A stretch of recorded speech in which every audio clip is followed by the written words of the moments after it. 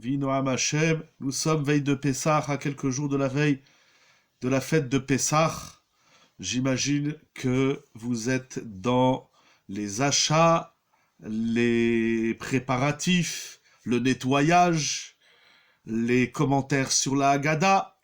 On se prépare à cette grande fête, ce grand événement, l'aventure du Seder de Pessah. C'est toujours un plaisir de vous retrouver sur la Yeshiva Zoom pour échanger, partager avec vous des notions fondamentales et magnifiques de notre sainte et belle Torah. Mouraï Verabotai, dans Pessah, il y a tellement de choses à étudier, à apprendre, à réviser, à se remémorer. Il y a tellement de choses, j'ai déjà dit, les lois de Pessah, de Shabbat, de Yom Tov, de Pessah veille de Shabbat, de Yom Tov à la suite de Shabbat, de Chol HaMoed, de la Matzah, du Maror, des 4 coupes de vin, de la Haggadah, de qui on peut inviter, qui on peut pas inviter. Il y a tellement de choses dans cette fête extraordinaire et exceptionnelle que ça demande, on comprend pourquoi dans la Halakha, dans le Shulchan Aruch, c'est écrit qu'on commence à apprendre les lois de Pessah déjà à Purim. Et oui, il nous faut un mois, bien sûr, sans oublier les lois de la cachérisation des produits cachers. Pessah, c'est un univers, c'est complètement ahurissant, incroyable, inouï, magnifique à la fois et magique. C'est une nuit magique qui nécessite tellement de temps de préparation physique, matérielle, spirituelle, intellectuelle, le corps, l'âme, tout y est dans Pessah. Mais voilà, que dans cet univers pessardique, j'ai envie de dire, il y a des petites choses qu'on néglige, ou bien tout simplement qu'on oublie. Une petite halakha, nous allons voir ce soir, qui rapporte gros. Vous allez voir, on va découvrir ensemble des chidushim exceptionnels autour d'une toute petite halakha. Je dis petite halakha parce que c'est comme ça que l'appelle le Rav Yosef Yehuda Leib Bloch, le Rosh Yeshiva de Telz Alava Shalom. Et là, comme nous a enseigné Rabbi Yerucham, c'est dans les petites choses qu'on découvre la grandeur de la Torah, d'Akadosh Baruch Hu, et surtout de l'homme. Quelle est cette petite halakha? Il y a une toute petite halakha que laquelle Rav Ovadia Yosef nous dit qu'il est bon, c'est ramené dans tous les sfarim, qu'il est bon de la rappeler parce qu'on a tendance à l'oublier. Je sais que vous la connaissez, nous allons voir quelques points de halakha autour de cette notion que je vais dire tout de suite et quelques idées importantes, juste pourquoi elle est si importante. Cette halakha, c'est la mitzvah de la Heseba. C'est une mitzvah, le soir du Seder, de s'accouder. Oui, s'accouder, Heseba. Les Hasev, dans les Mishnayot, dans la Gemara, Masechet Brachot par exemple, ou dans Masechet Psachim, Lo Yasev. Il faut se assever. En français, ça n'existe pas, bien évidemment. On est ici en Lachon HaKodesh, il faut s'accouder. Alors attention, il y a d'innombrables halachot autour de cette halakha de Heseba. Je vais en rappeler quelques-unes parce que je crois qu'une nuit entière ne nous suffirait pas pour étudier ne serait-ce que les lois de la Heseba. Alors vraiment, dans un premier temps, en 5 minutes, je vais rappeler cette mitzvah que tout le monde connaît. Je sais que tout le monde la connaît, mais tout le monde connaît tout, comme on dit le soir du Seder. Kulanu chachamim, kulanu nevonim, kulanu yod'im et Torah. On est tous des sages, on est tous intelligents, on connaît tous toute la Torah, mais voilà qu'au moment de la mettre en pratique, les maasé, on oublie des petits détails. C'est tellement un détail dans le soir du Seder que nous allons voir que derrière ce petit détail, d'abord on nous dit, pardon si on peut couper les micros, peut-être Abelatan si tu peux couper les micros de tout le monde, comme ça on est tranquille, je n'ai pas besoin de le répéter toutes les 5 minutes. Je ne sais pas très bien technologiquement parlant comment ça marche, si c'est possible, merci beaucoup, Toda Rabba. C'est une tellement petite halakha, mais nous allons voir qu'elle renferme d'immenses notions de la fête de Pessah, de la Géoula, et je disais, comme dit le Rav de Telz, le Rav Bloch, Alava Shalom, c'est même inscrit dans la question du rachat, puisque le soir du Seder, nous avons parmi nous le rachat, et oui, ce fameux rachat qui nous colle à la peau, et que nous espérons que d'ici la fin du Seder, il il sera plus gentil, j'ai le j'ai le mot qui m'échappe, en tout cas, et lui il va dire Mavoda Zat Lachem. C'est ok, bon d'accord, voilà, on fait la religion, on mange la matzah, la galette, etc. Mais de là à faire même des petites choses telles la Esseba, il dit le Rav de Tel, c'est inclus dans la question du rachat Mahavoda Zot Lachem. La mitzvah de la Esseba dit que ce que nous allons manger et boire le soir du Seder, il faudra le faire accoudé, c'est-à-dire du côté gauche. On tourne un petit peu la chaise, je ne sais pas si vous voyez la chaise, non vous la voyez pas, bon je n'ai pas besoin de la soulever. On tourne un peu la chaise et on s'accoude bien du côté gauche pour manger la matzah, le korer et les arba kosot et les 4 coudées. Cette halakha de la Esseba, c'est une grande discussion, mais je vais le faire simple, vraiment dans la halakha. En tout cas pour les Sfaradim, le minag des Sfaradim, c'est que même les femmes s'accoudent. Chez les Ashkenazim, il y a plusieurs versions. Ils ont tendance à dispenser les femmes. En tout cas, pour les Sfaradim, c'est... je vais lire quelques halachot dans Chazon Ovadia. Dans la deuxième partie sur Pessah, il a les halachot du Seder. Donc même les femmes doivent s'accouder. Cependant, nous allons voir une différence fondamentale entre les hommes et les femmes. C'est que chaque fois qu'on va dire qu'il faut s'accouder, pour les hommes, celui qui ne s'est pas accoudé, il devra recommencer. Par exemple, si vous avez bu la première coupe sans s'accouder du côté gauche, il faudra reboire la coupe de vin, de même pour la deuxième, la troisième et la quatrième. Alors que pour les femmes, une femme, c'est le minag, c'est la coutume, donc l'us des Sfaradim, c'est que les femmes aussi s'accoudent pour les 4 coupes de vin et pour la consommation de la matzah et du korer, mais si une femme, bediavad a posteriori, a oublié de boire une découpe ou de consommer la matzah ou le korer, elle a oublié, on va dire dans un premier temps oublié, de s'accouder, elle n'aura pas besoin de recommencer. Donc c'est la différence entre l'homme et la femme, c'est que monsieur doit s'accouder, et s'il ne s'est pas accoudé, il doit recommencer. Donc si vous avez consommé vos 30 grammes de matzah, et vous dites, mince, j'ai oublié de m'accouder, eh bien il faudra recommencer et reconsommer 30 grammes de matzah. Ce, encore une fois, qui n'est pas le cas pour les femmes. On n'est plus Mekel dans la halakha au niveau de la femme, c'est que si une femme a consommé la matzah ou les arba kosot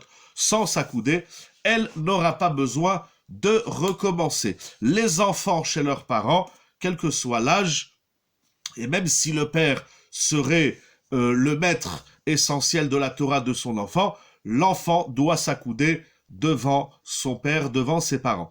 Par contre, pour l'élève, alors si la question se pose, c'est une très grande souga dans la Gemara, dans la halakha, l'élève devant son maître, si vous passez le soir de Seder avec votre rave, il ne faut pas s'accouder, c'est la halakha de base. La Esseba, comme j'ai expliqué, tout le monde le sait, elle doit se faire du côté gauche et elle est indispensable. Et donc celui qui a oublié de s'accouder pour la première coupe ou la deuxième, il doit recommencer. Et de même la troisième et la quatrième coupe, il devra reboire les coupes qu'il a oublié de s'accouder, il devra les reboire avec Esseba.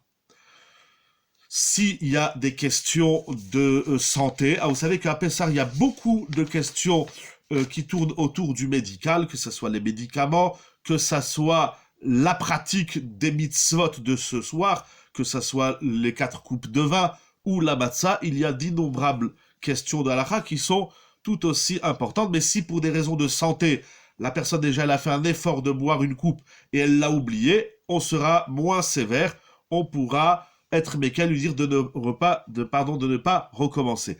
L'accoudement doit se faire du côté gauche. Et si on s'est accoudé du côté droit, alors on n'est pas acquitté, on doit recommencer. Par exemple, des fois, il n'y a pas de place, il y a du monde. Alors, l'autre se tourner à gauche, on se tourne à droite. C'est zéro, ça sert à rien. Et de même, le gaucher, il devra s'accouder du côté gauche, comme tout le monde.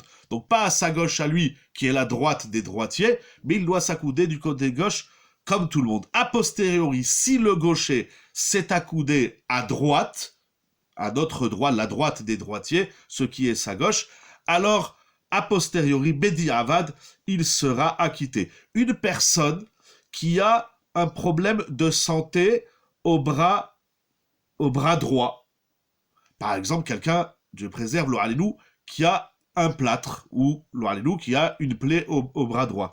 Qu'est-ce qui se fait? Qu'est-ce qui se passe? Il se passe que si ça coûte à gauche, il peut plus utiliser le bras droit pour manger et boire. Alors là, c'est une grande discussion dans la halakha, mais encore une fois, je vous dis directement ce que dit Rav Ovadia Yosef dans Chazon Ovadia sur Pessah. Il dit celui celui qui a un problème médical à la main droite, alors il s'accoudera à droite. Ça veut dire que si normalement celui, Baruch Hashem, qui est en bonne santé, si au lieu de s'accouder à gauche, il s'est accoudé à droite, il n'est pas acquitté. Une personne qui a une plaie au bras droit, et donc il ne peut pas s'accouder du côté gauche, parce que s'il s'accoude du côté gauche, il n'aura plus de main pour manger. Alors lui, on lui dit de s'accouder du côté droit. Et si, a posteriori, il ne s'est pas du tout accoudé, c'est difficile pour des raisons de santé. Il y a aussi des gens qui ont des problèmes de santé, le hallelou, que ce soit au bras, que ce soit au dos ou ailleurs, peu importe, chacun, que tout le monde soit en bonne santé, Bezrat Hashem. Alors lui, on sera bien évidemment moins sévère à ce sujet-là. Alors, je tourne avec vous quelques pages. Donc, comme on l'a dit, celui qui a consommé la matzah sans s'accouder, sans s'être accoudé, il devra reconsommer de la matzah pour la mitzvah de la matzah. Page Koufalef, parce que c'est assez éparpillé. De même, alors le korer, par contre, c'est intéressant. On va manger pendant le soir du seder, donc une première fois de la matzah, une première fois du maror. Sur le maror, on ne s'accoude pas, même si certains décisionnaires, et comme ça le Beth Yosef, il dit que celui qui veut s'accouder pour le maror, il a le droit, mais la halakha, le Shulchan Aruch, il dit que pour les herbes amères, on ne s'accoude pas. Donc, après avoir consommé une première fois la matzah seule, ensuite le maror, les herbes amères seules, on va les consommer ensemble, ce qu'on appelle le korer, le fameux sandwich de Hillel Azaken. Alors là, a priori, il faut s'accouder. Si celui qui a consommé le korer, le sandwich, et il a omis de s'accouder, s'il arrive à reconsommer un sandwich de matzah maror accoudé, c'est mieux. S'il ne peut pas, alors on sera moins sévère, moins strict sur le bediavad, la posteriori du korer. Bien évidemment, comme on l'a déjà dit, si une femme a oublié de manger le korer accoudé, elle n'aura pas besoin de reconsommer un korer. Très bien. Encore 2-3 halachot que je voudrais rappeler. Bon,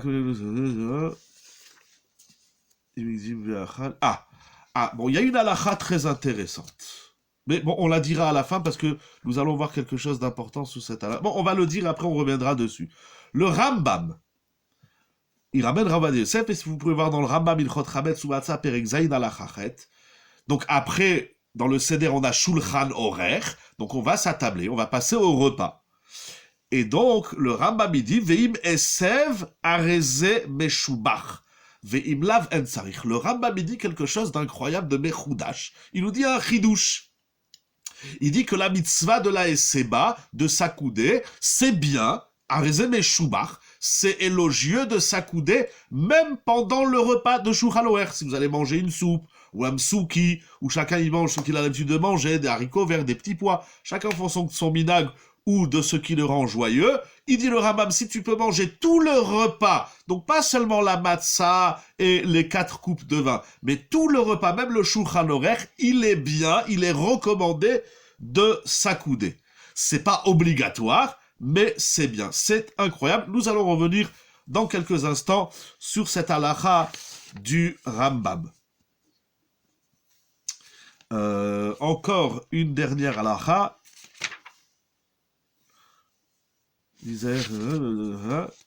Page Koufret, pardon. Voilà, donc l'afikoman, enfin, après le repas, après le dessert, après tout ce qu'on veut manger, tout ce qu'on a mangé, il faut faire attention d'ailleurs parce qu'il faut garder de la place dans son estomac pour consommer un kazaït, voire 2, celui qui va être marmire, mais au moins un kazaït de matzah shmura, qui s'appelle l'afikoman. Là aussi, il faudra la manger accoudée, pour tout le monde, hommes et femmes. Si on a omis de la manger accoudée, alors là, il y a quelque chose d'intéressant. Parce que nous dit Rav Ovadia Yosef, ou bediavad imachalo lelo eseba yatsa. L'afikoman, c'est spécial, il faut a priori la manger accoudée, mais là, mesdames et messieurs, celui qui aura oublié, même un homme n'a pas besoin de remanger la ficomane. Hein, vous avez vu les différences, bien sûr, sur tout ça, il y a beaucoup de dinim. S'il est possible, nous dira Rabbi Yosef, de remanger un kazaïd d'afikoman, c'est mieux, mais si ça lui est difficile, il ne faut pas qu'il se force, et il pourra s'appuyer sur ceux qui se montrent plus mekilim dans la halakha sur l'afikoman. Donc, a priori, hein, vous avez vu, il y a, donc pour les dames, chaque fois qu'elle a oublié, elle n'a pas besoin de recommencer. Pour les hommes, les 4 coupes de vin et le premier kazaïd de matzah, il faut les consommer à coudée. Si on oublie, il faut recommencer. Mais pour le korer, si on a oublié, pas besoin de refaire. Et pour l'afikoman, si on a oublié, il est bon de s'évertuer comme le korer, de recommencer un korer ou un kazaïd pour l'afikoman. Mais si on n'y arrive pas, on n'a pas besoin de se forcer. Voilà. Et une dernière halakha.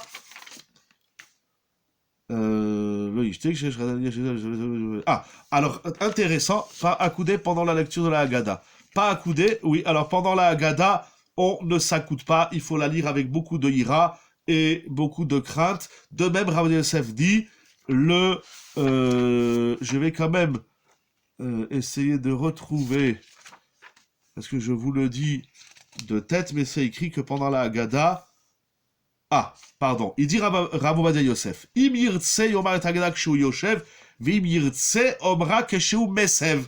Rav Ovadia Yosef, donc je corrige, voilà, c'est toujours bon de revoir. En tout cas, d'après Rabbeinu Rav Ovadia Yosef, alav shalom, on peut lire la Haggadah accoudée. On peut la lire assis ou accoudée. L'essentiel, c'est de ne pas la lire allongée ou endormie. Hein, comme ça, il écrit vim yirtse omra keshu mesev. D'après Rav Ovadia Yosef, on aura le droit de lire la Haggadah accoudée. Par contre, pendant le Birkat Hamazon, Yesh le Isaer, il faut faire attention de ne pas s'accouder au moment où on récite le Birkat Hamazon. Voilà, ce sont, donc au niveau de la halakha, c'est les quelques halakhot que je voulais rappeler et revoir avec vous. Nous allons rentrer maintenant un petit peu plus dans l'esprit de cet accoudement. Alors tout le monde connaît la raison, qui dit, c'est écrit dans les Rishonim, Rashi, le Rashbam dans Masechet Psachim, et c'est repris par tous les grands commentateurs et tous les grands décisionnaires de la halakha, la notion de s'accouder, c'est pour manger tel un homme libre. Qu'est-ce que ça veut dire? Alors regardez, dans le Shulchan Aruch, nous allons voir quelques chidushim. Le Shulchan Aruch, dans Siman Tav Ain Bet. Donc nous avons vu au niveau de la halakha, de façon très générale et très superficielle, sans rentrer dans les sources talmudiques et halachiques, sans approfondir toutes les démarches et toutes les discussions. Mais voilà au niveau de la conclusion. Donc déjà, on voit que la SMA, elle va nous poursuivre, entre guillemets, ou elle va nous guider tout le long du Seder. Voilà. On a vu, donc merci d'avoir posé la question sur la Haggadah, même le repas. Donc vraiment, tout le Seder, il faut le faire de façon accoudée. Le Shulchan Aruch nous dit quelque chose d'incroyable. Dans Orach Chaim, Siman 472, Tavain Bet, Seif Bet. Il dit la chose suivante. Yesader shulchano yafe bekelim naim kefikocho. Il est important, le soir du Seder, d'ordonner la table avec des beaux ustensiles, éviter le plastique ou le carton, non pas pour des raisons de cache-route, mais pour des raisons de homme libre. Un homme libre, il mange pas dans une assiette en carton ou en plastique. Il faut kelim naim, c'est une halakha dans le Shulchan Aruch.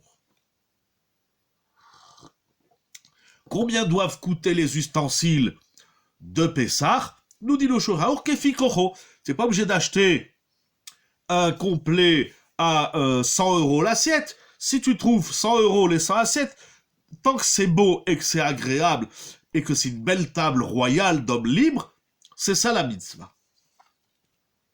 Il nous dit le Shulchan Aruch. C'est une Mishnah. Donc c'est une Mishnah, ça vient de la Torah orale. Veyachin makom moshavo sheyeshev be'seba derech chirut.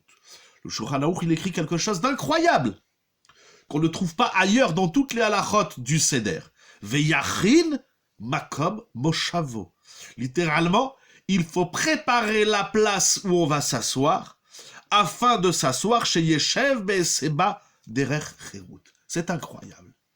Avant d'arriver au Seder, c'est pas on arrive au Seder et puis chacun, il cherche sa place, et puis après le kidouche, chacun il a son verre et il essaye de s'accouder. Il faut préparer la mitzvah, la notion de Heseba, nécessite une préparation au préalable. Tout nécessite une préparation. Mais le Shulchan Aruch le précise, le note dans la mitzvah de la Heseba. Bien évidemment, celui qui n'a pas préparé Pessah, il ne pourra pas faire Pessah. Pourquoi le Shulchan Aruch nous le dit précisément dans la Heseba? Je l'ignore. Peut-être une idée, je vous propose une idée. C'est parce que justement, comme on a tendance à négliger, à vivre sur le Bediavad, sur la posteriori, ou à se dire, bon, ça va, voilà, on mange comme des hommes libres. Ah ben, les hommes libres, aujourd'hui, ils mangent plus accoudés. Nous allons revenir sur la fameuse marloquette entre le Avi Aizri et les autres Rishonim. Nous allons y revenir.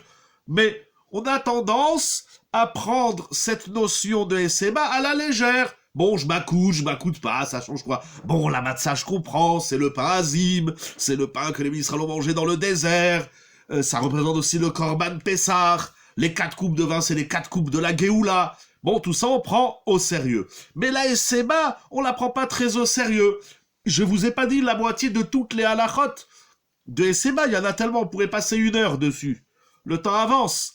Mais voilà, c'était pour dire que cette mitzvah, elle existe, elle s'impose, et tantôt, il va falloir recommencer la mitzvah si on ne sait pas accouder.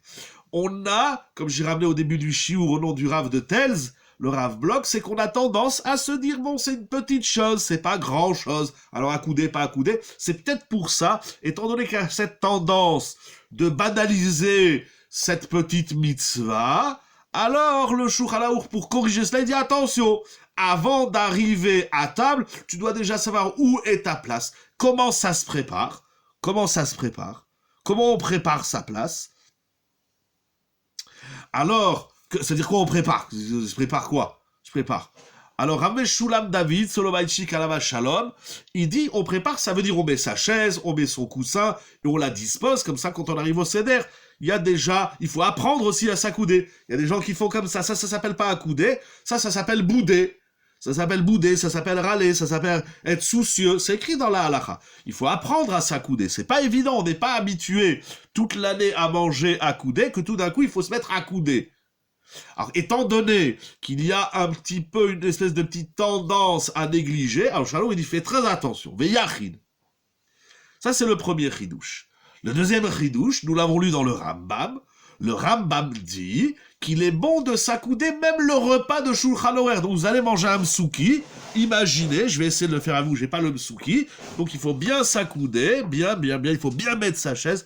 On ne passe pas de l'esclavage alimentaire sans préparation. Oui, vous avez raison, c'est une idée très importante que vous dites. Mais malgré tout, le Shulchan Aruch l'a noté uniquement dans la Heseba. Les 4 coupes de vin aussi, c'est signe de liberté. Qu'est-ce que nous avons encore? Bien sûr, la matzah. Le Orach Chaim HaKadosh, il dit même le maror, c'est la liberté. Tout ce que nous allons faire ce soir, c'est la liberté. Alors pourquoi le Shulchan Aruch, il a précisé là uniquement dans la Heseba? Si c'est pour dire ce que vous dites, il aurait dû dire attention, dans toutes les mitzvot du Seder, il faut se préparer. Or, il le précise, il le note là dans la Heseba. À réfléchir, pourquoi juste ici? Voilà, je vous ai proposé une idée, cette idée de, bon, voilà, c'est une petite chose, et puis comme c'est une petite chose, alors bon, on va vite, et puis on s'accoude pas, bon. Non, et nous allons voir jusqu'où ça va, cette notion de, j'espère, Bezrat Hashem, que quand on aura bien saisi, je vais découvrir avec vous, vous savez, j'ai ouvert plus de 30 agadotes pour trouver des chidushim, mais encore, j'ai pas ouvert toutes les agadotes que j'ai à la maison, mais j'ai déjà trouvé pas mal de chidushim qu'on va essayer de continuer à dire. Donc Rav Meshulam David, à la Vachalou, dit la préparation, c'est préparer la chaise, le siège, le coussin et la façon dont on s'assoit. Peut-être que préparer la Heseba, certes c'est physique, comme nous dit le Rav à la Vachalom, mais c'est également préparer l'esprit de la Heseba. Parce que celui qui n'a pas compris pourquoi il faut s'accouder, quelles sont les idées qui se cache derrière la Heseba, alors il va pas bien s'accouder. Alors comment on se prépare à la Heseba? Alors je disais, le Rambam nous dit un chidouche incroyable. Le Rambam nous dit que il est arezé meshubar, c'est-à-dire qu'il convient, qu'il est noble, qu'il est élogieux de s'accouder même pendant le repas. Oui, donc j'étais dans mon msouki. Donc vous allez manger du msouki, de l'agneau, de la soupe, chacun ce qu'il a l'habitude de manger, ou les boulettes, les knaidler, des ashkenazim avec de la matzah, chacun selon son minag. Et alors on va s'accouder, puis on prend son assiette, et voilà, hein, j'essaye de m'accouder avec vous, et c'est pas évident. Et le Rambam dit, Arezem et Shumar, il convient de s'accouder, même pour la consommation du repas. Alors bien sûr, après on a plein de matzah sur soi, on a tout le menu sur la chemise, c'est pas très grave, c'est la fête de la liberté, on mange tranquille, voilà, accoudés comme des hommes libres. Mais qu'est-ce que nous voyons de ce Rambam? Il dit, le Brisker Rouv, et également son fils Rav Meshulam David Soloveitchik, Alehem Shalom, il dit, nous voyons du Rambam quelque chose d'incroyable. Jusqu'ici, nous pensions que s'accouder, l'accoudement, c'est une pratique, une mitzvah que les Chachamim ont instituée, qui va accompagner les 4 coupes de vin et la matzah. Nous ne voyons pas la Esseba comme étant une action qui a une valeur propre à elle-même. Ça veut dire, on s'accoude pour les 4 coupes de vin, on s'accoude pour la matzah, et après c'est fini. Donc l'accoudement accompagne les 4 coupes de vin et la matzah. Il dit le Brisker Rouv, il dit Rav Meshulam David, nous voyons du Rambam que c'est une notion de s'accouder même lorsque nous ne sommes plus dans la matzah et dans les 4 coupes de vin, puisque le Rambam dit qu'il est bon de s'accouder même pendant le repas. Ça veut dire que la Esseba, c'est une valeur en soi. C'est pas seulement ce qui va accompagner les mitzvot du soir. C'est pas seulement on s'accoude pour les 4 coupes de vin et on s'accoude pour la matzah, mais on s'accoude toute la soirée. Donc c'est-à-dire que s'accouder, ça a une valeur indépendante des 4 coupes de vin et de la matzah. Qu'est-ce que ça veut dire? Qu'est-ce que ça veut dire? Voilà. Il y a la chita du Ravia. Le Ravia, Rabbi Eliezer ben Yoel Alevi, de son prénom, on l'appelle le Ravia parce qu'il a aussi écrit le Sefer Avi Ha'ezri, nous dit quelque chose d'incroyable. Il dit, Bismanazé, de nos jours, donc le Ravia, c'était un Rishon, j'ai pas vérifié la période dans laquelle il vivait, en tout cas c'est un Rishon, il vivait il y a plus de 6-7 siècles, il dit Bismanazé, de nos jours, dans nos pays, Be'artzat Elou, dont il n'est pas l'habitude de s'accouder toute l'année, alors même le soir de Pessah, on n'a pas besoin de s'accouder. Incroyable, mais on mange normalement. C'est l'opinion du Ravia, qui n'a pas été retenue par le Shulchan Aruch, en tout cas, le Rama, Rabbi Moshe Isserli, chez les Ashkenazim, ils tiennent compte du Ravia. Mais essayons d'analyser qu'est-ce qu'il nous dit le Avi Ha'ezri. Le Avi Ha'ezri dit quelque chose d'incroyable. Si la raison pour laquelle on s'accoude, c'est pour manger tel des hommes libres, on dirait aujourd'hui tel le président de la République, tel dans un repas ministériel, etc., les rois, les princes. Il dit le Avi Ha'ezri, aujourd'hui, de nos jours, plus personne ne s'accoude. Avant, les Romains, ils s'accoudaient, les Marocains, etc., les Tunisiens, beaucoup s'accoudaient. Il dit, en tout cas dans nos pays, en Europe, c'est plus la coutume de s'accouder toute l'année. Personne ne mange accoudé. On mange tous assis sur une chaise. De ce fait, on n'a plus besoin de s'accouder même le soir du Seder. Ça veut dire, si la raison pour laquelle on doit s'accouder, c'est pour marquer la liberté de l'être, pour se comporter comme des hommes libres, il dit, on voit bien qu'aujourd'hui même les hommes libres ne s'accoudent pas. Alors s'accouder à Pessah, ça n'a plus de sens. Ça, c'est l'opinion du Avi Ha'ezri. Nous allons voir que, d'abord, les Rishonim n'ont pas suivi systématiquement le Avi Ha'ezri, même si, comme j'ai dit, il est rapporté dans le Rama. Mais, étant donné que nous allons proposer, Bezrat Hashem, d'autres sens, d'autres explications sur la raison, une mitzvah ne s'inscrit pas dans une époque, je vais répondre tout de suite à votre question, puisque nous allons voir d'autres raisons sur la notion de la Esseba, alors on verra que même de nos jours, il faudra s'accouder.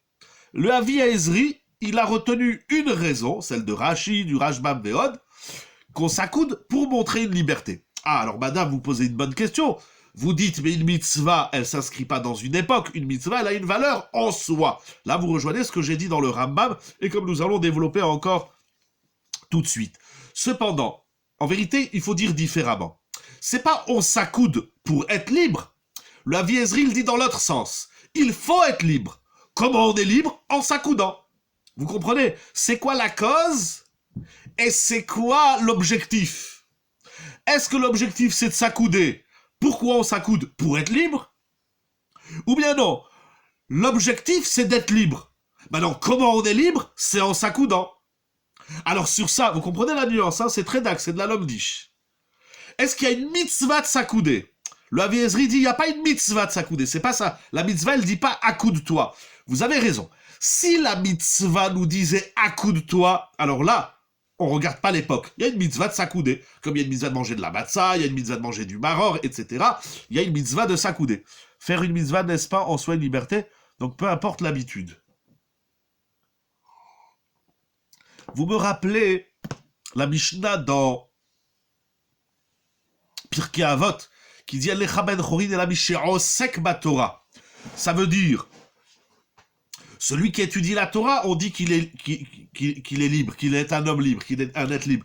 Mais celui qui fait une mitzvah, alors il va se libérer des mauvaises énergies ou je sais pas quoi, mais du Yetzer Hara, tout ça, mais c'est pas la liberté. Il n'y a pas dans la mitzvah, ça me renvoie à rien. Peut-être vous avez raison, il faut vérifier cette Nekuda.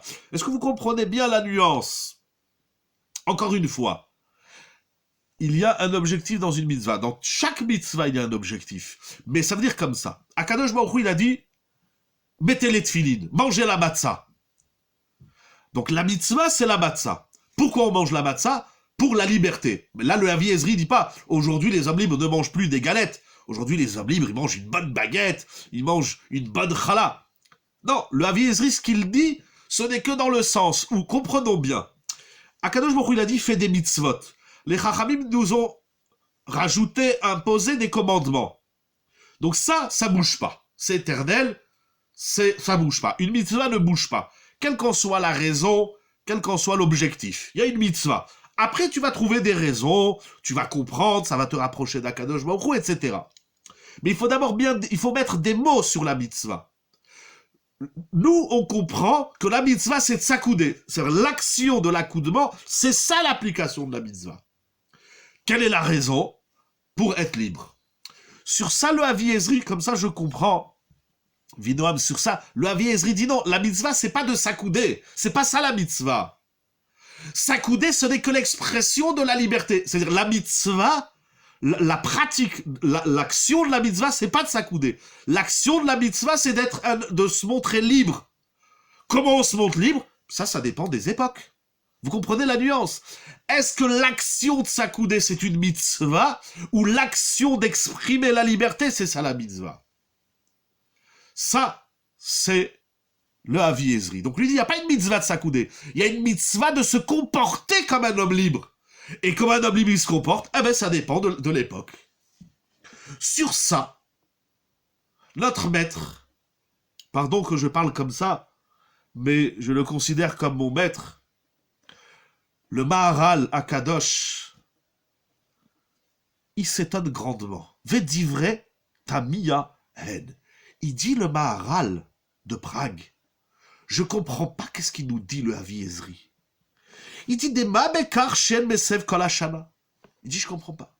C'est pas parce que toute l'année tu t'accoudes pas que le fait que tu t'accoudes à Pessar, ça veut dire que t'es pas libre. Il dit toute l'année tu veux pas t'accouder. Parce que toute l'année, on t'a pas demandé de t'accouder. On t'a pas demandé de te comporter comme un homme libre. Et si tu veux t'accouder toute l'année, eh ben tu n'as qu'à t'accouder toute l'année.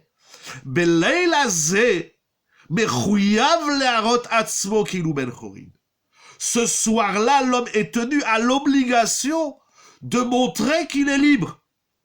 Et donc, ulfichach tsarich leasev, afalgav shekol hashana eno mesev eno mar'eh cherut, belayla hazeh chayav. Le Maharal, il dit quelque chose d'incroyable. Il dit, je comprends pas qu'est-ce qu'il dit le Avi Ezri. Et donc le Maharal, il est cholek sur le Avi Ezri, et il dit que même si toute l'année t'as pas envie de t'accouder, t'as pas envie de montrer que tu es libre, le soir du Seder, tu es obligé de montrer que tu es libre. C'est pas parce que toute l'année, ça veut dire que la liberté, et peut-être, je sais pas, jusqu'ici le Maharal, ça a déclenché chez moi des avalanches de réflexion, mais peut-être que justement, toute l'année, tu t'accoudes pas, parce que toute l'année, t'as pas à être libre. Tu veux, mais le soir du Seder, justement, le fait de marquer le soir du Seder par un comportement d'homme libre, peu importe si c'est l'époque, si c'est pas l'époque, les Chachamim, ils ont dit on s'accoude, c'est ça la liberté. À réfléchir encore, à approfondir. Mais c'est pas parce que toute l'année tu te comportes pas comme un homme libre que le soir du Seder, tu dois pas t'accouder comme un homme libre. Alors toute l'année, tu veux pas montrer la liberté. Le soir du Seder, tu dois exprimer cette liberté par la SMA. C'est très fin comme marloquette. En tout cas, le Maharal, et je vois aussi donc du Maharal, que la SMA, c'est une valeur propre à elle-même. Et, pardon que je rappelle l'après le Rambam, où il est bon de s'accouder même pendant le repas, donc ça prouve que la SMA, c'est une valeur en soi. Et même si toute l'année tu t'accoudes pas, ah ben toute l'année tu veux pas montrer ta liberté, ne la montre pas. Mais le soir du Seder, on est merouyav Bekar. Le soir du Seder, on a l'obligation d'exprimer cette liberté.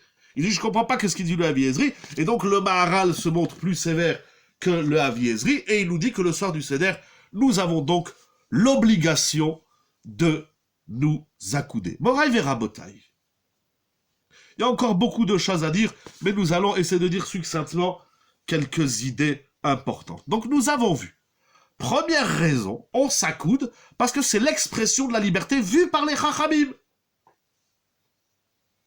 Maintenant, si les rois aujourd'hui veulent plus s'accouder, ou si personne ne veut s'accouder toute l'année, il dit le Maharal, c'est pas mon problème. Le soir du Seder, tu dois montrer, c'est-à-dire comportemental. Alors, ce qui est incroyable, c'est que il y a la consommation de l'homme libre, comme le Korban Pessah, comme la Matzah, comme les 4 coupes de vin, mais il y a également le comportement. C'est pas seulement le contenu du repas de cette nuit qui doit être tel un homme libre ou rappeler la liberté, mais il faut vivre dans tout son être comportementalement, il faut exprimer cette liberté par cet accoudement.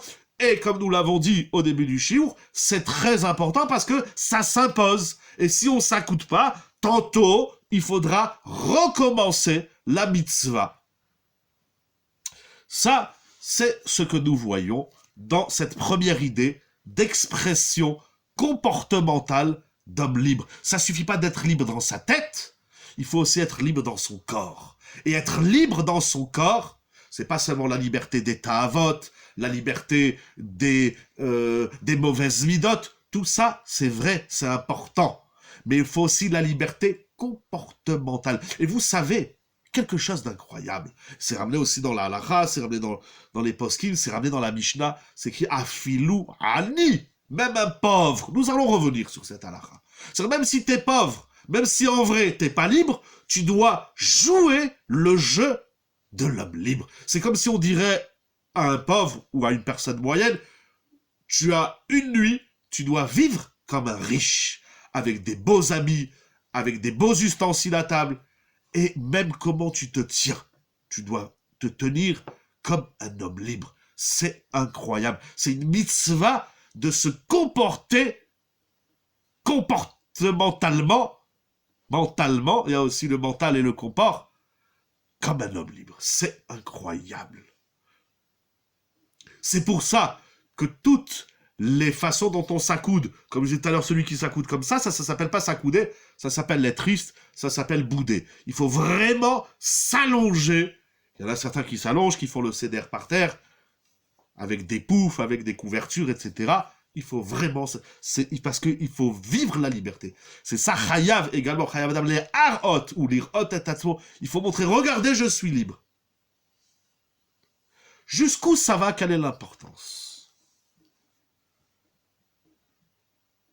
C'est écrit dans les Midrashé Chazal, chez Motrama et d'autres Midrashim. Je vais vous montrer un pasouk, je sais que vous connaissez. Les Chachamim nous disent le Midrash. Ils ont trouvé une source dans la Torah elle-même, dans le Chumash, qu'il faut s'accouder. Où c'est écrit? Si vous voulez prendre un livre de Shemot, au chapitre 13, Vayehi beshalach paro et ham. Shemot vaera bo beshalach. La quatrième paracha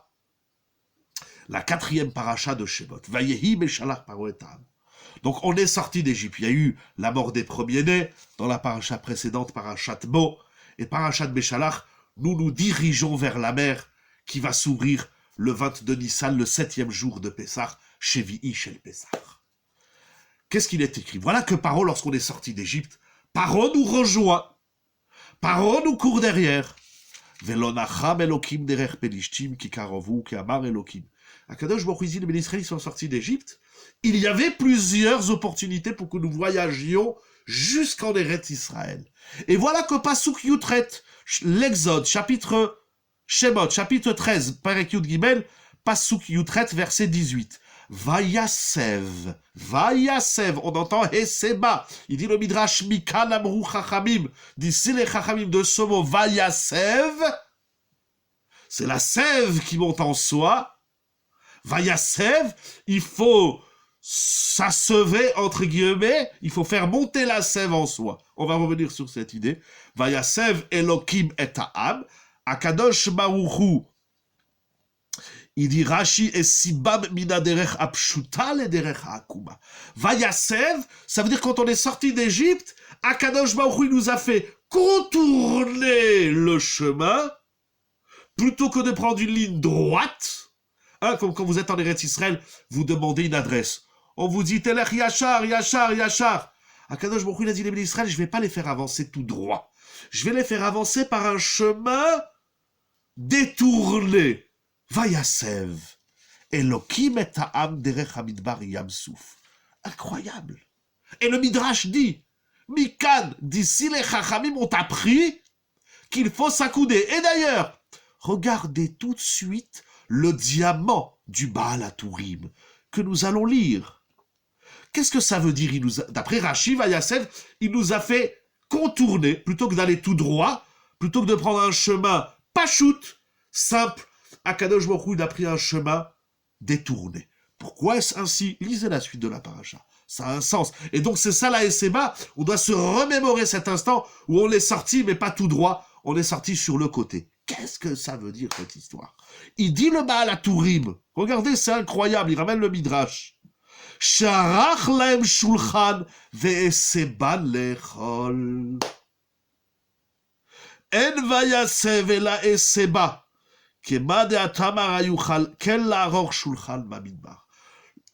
ramène le Baal HaTurim, un midrash extraordinaire. Les Bnei Israël, lorsqu'on est sorti d'Égypte, on n'est pas sorti debout. Moi, je croyais, on est sorti debout. Je voulais dire, chacun, il avait sa femme, ses enfants, ses bagages, ses sfarim, sa matzah, et on voyage. Il dit le Baal HaTurim, pas du tout. On n'a pas voyagé debout, en marchant. On a voyagé accoudé et allongé sur le côté. Akadosh Baruch Hu, il a dressé une table au Béné Israël et il leur a dit accoudez-vous. On était comme dans une première classe, dans un avion ou dans un train. On était allongé, accoudé, on mangeait et hop, et on voyageait. C'est tout simplement incroyable. Donc la Esseba que nous faisons, c'est la Esseba que les Béné Israël eux-mêmes faisaient. Un peu comme la matzah. Voici le pain. Lechem oni, oni ça veut pas dire misère, j'aime pas ce mot, parce que c'est ça misère. C'est le pain oni, peut-être du pauvre, ça oui, la Gemara elle dit notamment, c'est quoi lechem oni? En tout cas, de même que nous mangeons ce pain en souvenir du pain qu'ils avaient mangé, eh bien on s'accoude en souvenir qu'eux aussi s'étaient accoudés. C'est incroyable ou pas? Moraï Verabotaï. Et c'est pas fini. Pourquoi je dis que c'est pas fini? Parce que, premièrement, il faut sortir comme un homme libre. Se comporter comme un homme libre. Ça implique beaucoup de choses. Parce que si tout mon corps est pris dans l'accoudement, je baigne dans la Esseba. C'est pas seulement mon dos et ma colonne vertébrale. Pour s'accouder bien, il faut même allonger les jambes. Il faut mettre la tête sur le côté. C'est tout le corps qui est pris dans la Esseba.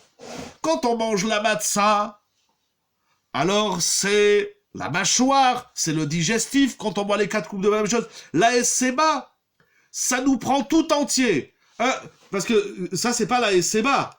Au bout de 3 secondes, on tient plus. On n'est pas accoudé, il faut s'allonger sur le côté gauche. On est pris entièrement dans cette SCBA en souvenir de... Parce qu'un homme libre, s'il a mal au petit doigt de pied, il est plus libre. S'il a mal à l'oreille ou à la narine, il est plus libre. C'est pour ça que je dis la SCBA, c'est peut-être même l'expression, le paroxysme de la liberté, peut-être encore plus que la matzah et les 4 coupes de vin. Si cette mitzvah est si importante, pourquoi elle n'est pas détachée de... Si, c'est ça que j'ai dit d'après le Rambam. En vérité, il ne faut pas dire il faut manger de la matzah, comment accouder. Il faut dire on s'accoude. Quand on mange la matzah, quand on boit les 4 coupes de vin, et même le repas, et même la gada. En vérité, depuis le kidouche jusqu'au Birkat Amazon, il faut s'accouder. Il faut être libre tout entier. C'est ça qui dit le Rambam. Moraï Vera Botaï. Après qu'on a bien compris cette idée, on va faire un virage, à 360 degrés. Et en vérité, vous allez voir que c'est complètement lié. Dans Metivta, dans la Haggadah extraordinaire Metivta, il ramène au nom du Imre Emet une autre raison pourquoi il faut s'accouder. Il dit parce qu'en général, le Rabbi de Gour, le fils du Sfat Emet, il dit en général quand on mange accoudé, on n'est pas très à l'aise. Et puisqu'on n'est pas très à l'aise, c'est incroyable. Ça veut dire... pardon, je finis d'abord le Imre Emet, j'ai coupé la phrase, excusez-moi. Et puisqu'on n'est pas très à l'aise, alors on va manger bechipazon. On va manger vite. Et nous savons que, et il ramène ça au nom de Rashi dans Masechet Brachot, Dafmem Aleph Amoud Aleph, d'Iburamatril Mesev.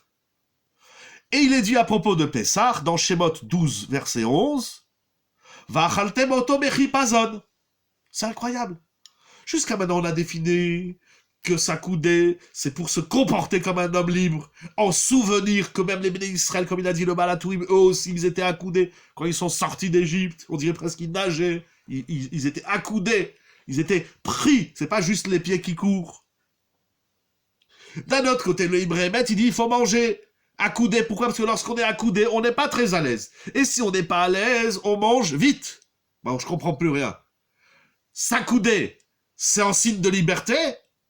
Ou c'est en signe de vide, j'ai pas le temps? Vous comprenez la question? Les hommes libres, ils prennent leur temps à table. Ils prennent leur temps. Alors nous, on s'accoude pour manger vite. Mais si ma question est valable, bien évidemment, il faut se la poser sur toute la notion de chipazon. Pourquoi à Pessah, le korban Pessah, il fallait le manger vite? Mais si chipazon, ça veut dire vite, il y a plusieurs explications. C'est quoi manger vite? Vous comprenez la question, Moraï Vera Botaï? Je ne sais pas si vous avez des idées de réponse, Adi le Yodéa. Vous comprenez? D'un côté, la SCBA, on mange accoudé. Pour montrer qu'on... C'est-à-dire tout mon corps. Hein? Encore une fois, si je m'accoude, c'est mon dos, c'est mes bras, c'est mes jambes, c'est ma tête. Ah, je suis comme quelqu'un qui s'enfonce dans son canapé. Voilà, c'est comme ça qu'il faut manger mes SCBA. Et d'un autre côté, on dit que c'est pas très à l'aise. Est-ce que vous allez déjà essayer de manger une soupe ou un couscous sur le canapé? C'est impossible. Manger dans un cadre, des limites à notre liberté. Vous, manger, c'est donner un cadre. C'est intéressant ce que vous dites. Expliquez, si vous voulez bien, c'est quoi que manger, ça donne un cadre? En général, quand on mange, on se lâche. C'est pas beau, bien évidemment. Alors, c'est comme si on nous dirait, manger un couscous sur le canapé. C'est impossible. Le canapé, c'est post-couscous. Manger vite. Manger vite. Manger vite, ça donne... Manger vite. Oui, mais on n'est pas à l'aise. Alors on est libre, mais on n'est pas à l'aise. Vous dites que manger vite, ça donne un cadre. Ça donne un cadre. C'est vrai que quand on prend son temps à table, on parle des ch'touillottes. D'ailleurs, le soir de Seder, il ne faut pas parler des ch'touillottes, il ne faut pas parler des dvarim betelim. On va pas trop tarder, mais si vous avez des idées... Vous comprenez, d'un côté, il faut manger libre, et d'un autre côté, il faut manger vite. Alors comment lier et pas lier la liberté et la vitesse? C'est comme si on nous demanderait de manger une soupe, un msouki sur le canapé. C'est impossible. Essayez. Vous êtes complètement allongé sur votre canapé comme ça, et puis vous avez votre soupe. C'est impossible. Quand on mange, on veut se mettre à l'aise, et après qu'on a bien mangé, alors on s'écroule sur le canapé. Mais manger un couscous ou un msouki sur le canapé, enfin moi perso, j'arrive pas. Voilà. J'ai pas essayé. La liberté n'est pas dans le corps. Mais moi, ça fait un quart d'heure que je dis oui. Alors elle est où? Être libre, ça veut pas dire aller vite. Au contraire, c'est être maître de son temps. Voilà, ça, pardon, j'aime bien. C'est vite, ça veut pas dire allez, dépêche-toi, on n'a pas le temps. Vite, ça veut dire ne perds pas de temps. L'homme libre, c'est pas celui qui dit j'ai tout le temps, je fais ce que je veux quand je veux. Ça, c'est pas de la liberté. Ça, c'est de la paresse. Ça, c'est les glandeurs de la vie qui disent ça va, tu sais, hein. Allez, on prend tout notre temps. Non, celui qui prend tout son temps, c'est qu'il n'a rien à faire. Alors il prend tout son temps. Mais celui qui a des choses à faire, l'homme libre, c'est pas l'homme, comment on va dire, je sais pas moi, c'est pas le Batman. C'est pas ça l'homme libre. Qu'est-ce qu'on fait aujourd'hui? Oh, je sais pas, bon, on verra. J'ai le temps. Non, mais si le temps... Article des... Merci beaucoup, Todarama. Merci pour la pub. La liberté, c'est pas faire vite, c'est ne pas perdre de temps. Vous comprenez la nuance? Il y a une différence entre faire vite et ne pas perdre de temps. Rav et Rabotai, pour terminer, je voudrais vous montrer quelque chose d'incroyable. C'est rapporté dans la Haggadah Masoret Harav, les commentaires de Rav Yosef Dov Alevi Soloveitchik des États-Unis. Il ramène ce midrash qui va lier avec la Mishnah. La Mishnah nous dit même le pauvre, Afilou Ani. Vous vous rendez compte qu'est-ce qu'Akadosh Baruch Hu, à travers les Chachamim, nous demande le soir du Seder? On demande au pauvre Afilou Ani. La Mishnah nous dit dans Maseret Pesachim, même le Ani, même le pauvre, il ne mangera le soir du Seder seulement à coudée. Mais si sa coudée c'est la liberté, alors, comment le pauvre qui a plein de soucis, il sait pas comment il va finir le mois, il sait même pas comment il va passer la journée. Alors le soir du Seder, on lui dit, tu es libre. Libre de quoi? Il dit, tu rigoles ou quoi? Il a des problèmes à la banque, il a des problèmes dans le business, s'il en a, Bichlal. Quel est le sens de la liberté pour un homme qui n'est pas libre? Vous comprenez le problème? On peut dire à un homme libre, c'est comme si on dirait à un bonhomme qui est en prison, on lui dit, accoude-toi et joue à l'homme libre. Il dit, je veux bien jouer à l'homme libre, mais laisse-moi sortir de prison. On dit, non, même en prison, tu vas jouer la liberté. C'est pas possible. Le pauvre, on lui dit, c'est tout le monde, tout un chacun, il doit prendre toute sa vie, il la met de côté dans un tiroir avec le chametz, et il dit, ce soir, je suis libre. Mais comment? Alors il ramène ce midrash, Vayasev Elokim et Ta'am derech Hamed Ba Yamsouf, le passouk que nous avons vu. Qu'est-ce que ça veut dire? Comment la Torah définit l'homme libre? Voilà. Ça, c'est une grande question, mais vous la posez à peu près 5 minutes avant la fin. Ça, c'est ça la grande question. Qu'est-ce que ce soir nous vivons? Alors nous allons voir justement le Rav Soloveitchik. C'est une idée qu'on a déjà eu l'occasion de rappeler à d'autres occasions, mais nous allons voir. Qu'est-ce que c'est que la liberté? En vérité, le Rav pose la question à travers le pauvre. Mais soyons honnêtes, on a l'impression de jouer un espèce de mimétisme. Allez, on est libre, hein, si nous sommes sortis de Mitzrayim. C'est des mots. Or, le soir du Seder, c'est pas des mots qui doivent sortir de notre bouche. Ça commence par les mots, mais on doit le ressentir. La SMA, ça prend tout le corps. Ça englobe tout le corps.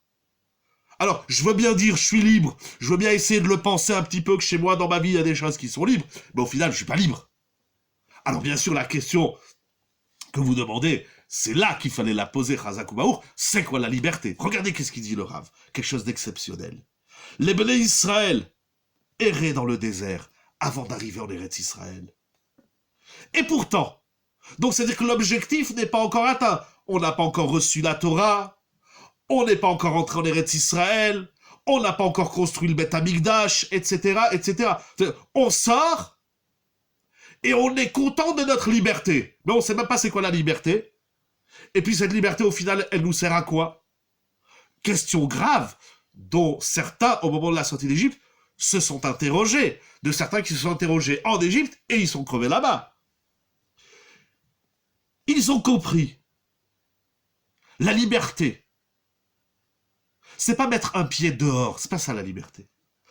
Hemevinu, ils ont compris, Shem olchim bederech aruka. Ils ont compris que maintenant va s'ouvrir devant eux un long chemin. Le chemin du désert, le chemin de la Torah du Har Sinaï, le chemin d'Eretz Israël, le chemin du Beth Amikdash, le chemin de toute l'histoire s'ouvre devant eux. Incroyable.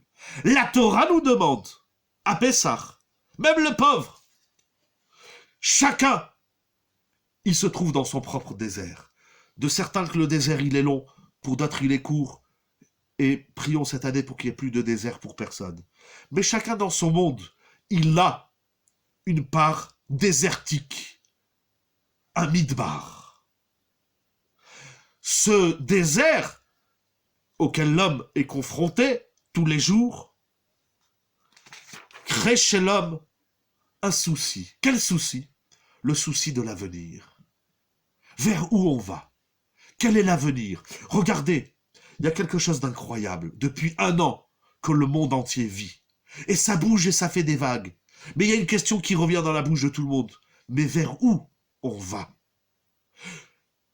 Inspiré des mots du Rav, je vais lire encore une phrase, inspiré ici des mots du Rav, la liberté, c'est de savoir où on va. C'est de se fixer des objectifs, certes nobles, ceux qui vont dans le sens d'Akadosh Baourou. Un homme libre, c'est un homme qui sait où il va. Même s'il n'est pas encore arrivé, mais il est en démarche. Il est en tahalir. Il est en tahalir d'aller vers quelque part.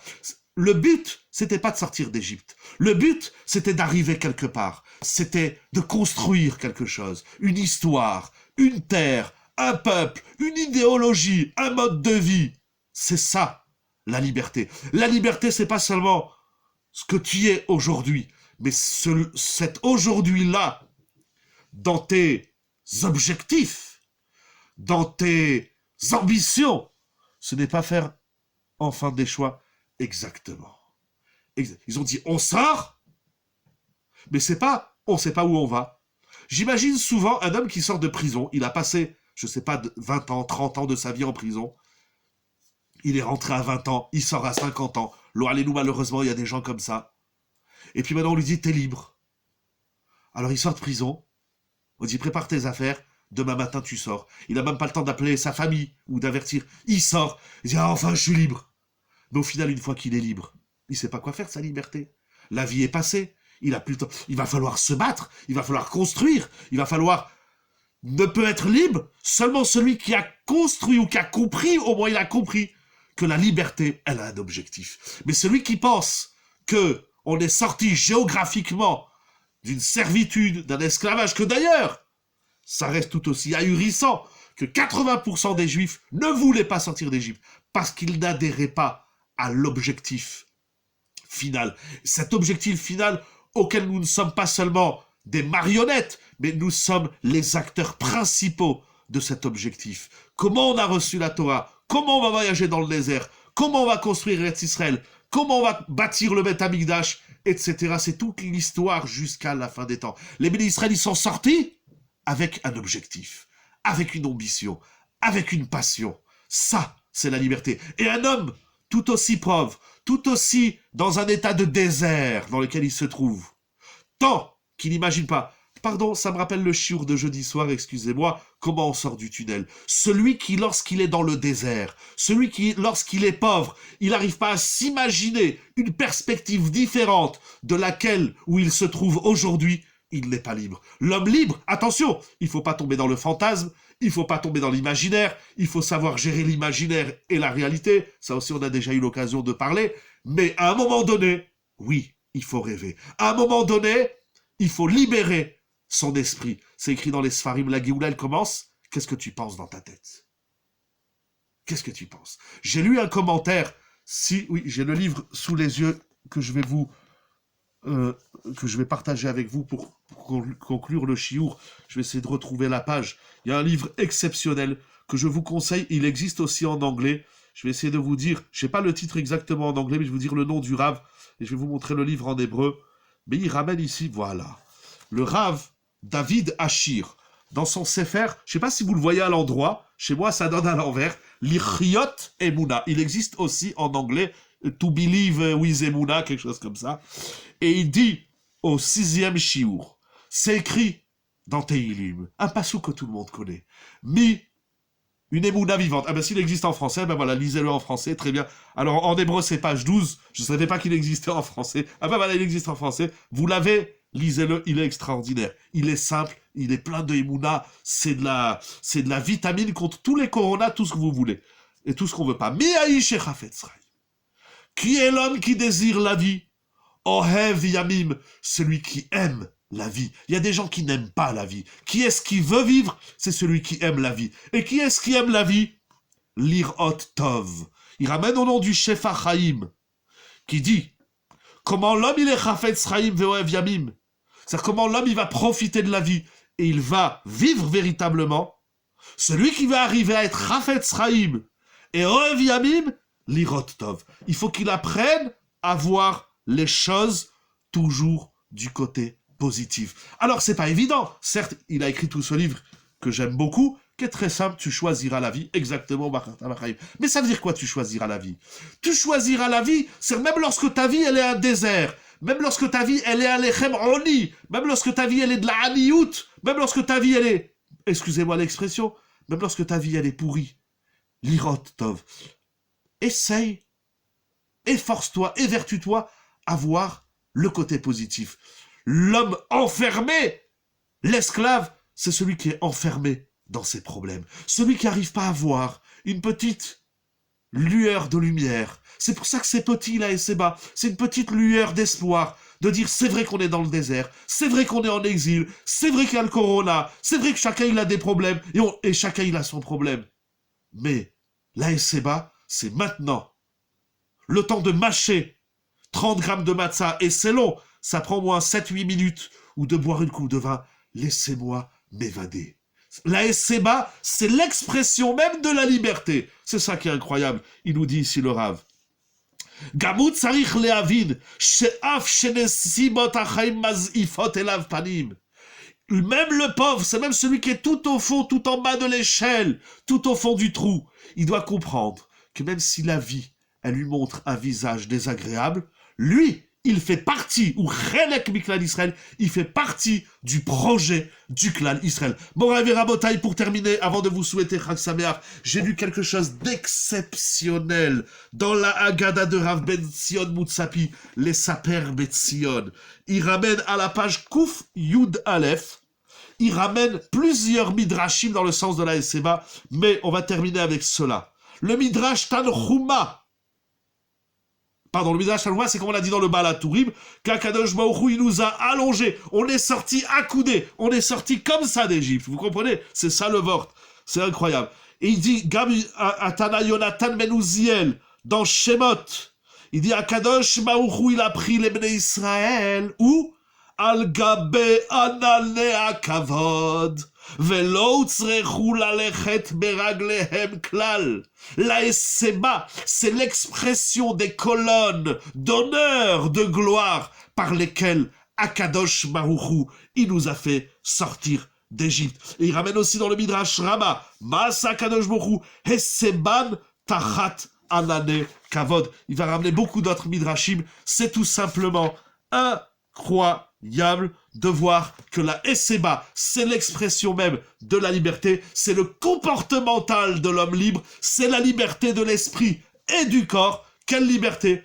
Alors, comment Ravia a pu remettre en cause cette mitzvah? Moi, je ne pose pas une question sur le Ravia, parce que c'est Migdolek, Dolek, à Rishonim. Il s'est arrêté, comme de nombreux Rishonim, sur l'idée de la liberté. J'ignore, je ne sais pas, honnêtement, je ne sais pas répondre à votre question. C'est une grande question. Il n'est pas suivi dans la halakha. Le Rama en tient compte, mais j'ai dit le Maharal. Voilà, je ne vais pas répéter ce que j'ai dit, même si j'aime répéter, c'est tellement beau, c'est tellement chidouchique, c'est tellement magnifique. Mais les Hanane Kavod, c'est-à-dire après, c'est de savoir, voilà, là, j'ai la deuxième partie du shiur, c'était plus midrashique pour comprendre l'enjeu de la Esseba. Mais vous savez, un midrash, ça ne fait pas toujours force de loi dans la halakha. Le midrash, il donne des idées importantes, mais elle ne s'impose pas toujours au niveau de la halakha. C'est un grand débat, vous avez une grande question. Voilà, Yehi Ratson, ce que je vous souhaite tout d'abord, un grand merci à mon ami Rabbi Yonatan à son épouse pour la mise en place de la plateforme Yeshiva Zoom. Baruch Hashem, ça fait des mois et des mois et des mois que nous étudions tous ensemble le lundi soir et le jeudi soir. Cette semaine, il n'y aura pas shiur jeudi soir parce que c'est la nuit de Bdikat Hametz, c'est la veille de Pessah, de Shabbat et de Pessah. Bli neder, sans engagement. Pendant Chalamoued, j'essaierai de faire aussi un shiur, peut-être sur Shvi Shel Pessah, je sais pas, il y a tellement de choses à dire. Il y a tellement de richesses magnifiques dans la liberté de Pessah, la liberté du clan d'Israël. Ça écrit toute l'histoire. Vous savez, le Ramchal, Rabbi Moshe Chaim Luzzatto, il dit que ce que nous vivons à Pessah, nous écrivons l'histoire de Yemot HaMashiach, de la fin des temps. C'est pas on vit une nuit, c'est-à-dire le quart d'heure où tu t'es accoudé, la demi-heure, l'heure, elle s'inscrit dans l'éternité. Il y a tellement de choses à dire et à développer. En tout cas, voilà, je vous souhaite vraiment, mais Umka Deliba, voilà, de toutes les façons, tous les mérites, merci beaucoup, Madame Awad, tous les mérites reviennent à Rabbi Yonatan et son épouse, et je vous donne bracha vatzlacha, une vraie geoula amitit, geoula ta nefesh, geoula ta gouf, bracha beruch niutu begashmiut, ainsi pour vous, très chers amis, très chers participants, et très chers ambassadeurs, comme dit mon ami Rabbi Yonatan, de Yeshiva Zoom, de notre limoud du lundi soir, que cette étude de la SCBA, voilà, c'est vraiment, je dirais pas un échantillon, on a vu quand même quelques belles idées, mais encore tellement à dire sur la SCBA. Ce n'est que 30 agadotes que j'ai ouverts pour découvrir tout ça, il y en a encore beaucoup. Voilà, inspirons-nous de la profondeur, de la sagesse des maîtres de la Torah. Il y a tellement de agadotes à lire, à étudier, Bezrat Hashem, pour que nous connaissions des jours meilleurs. Mais pour connaître les jours meilleurs, il faut déjà se l'imaginer dans notre esprit, tel que nous a dit le Rav Soloveitchik. C'est ce que je vous souhaite, que par le mérite de la matzah qui a le goût de la manne, que par le mérite des 4 coupes de vin qui nous mettent Bessimcha, comme dit le Shem Mishmuel, que par le mérite de toutes ces mitzvot que nous allons pratiquer parce qu'Akadosh Baruch Hu nous l'a ordonné, alors nous puissions connaître pas seulement des jours meilleurs, mais le meilleur des jours, Bezrat Hashem, selon la volonté d'Akadosh Baruch Hu, pour la gloire d'Akadosh Baruch Hu, Pesach, Kasher, Vesameach dans la simcha, dans la joie, entouré de vos proches et de vos amis. Je vous dis à très bientôt. Merci à vous tous. 1000 milliards de brachot.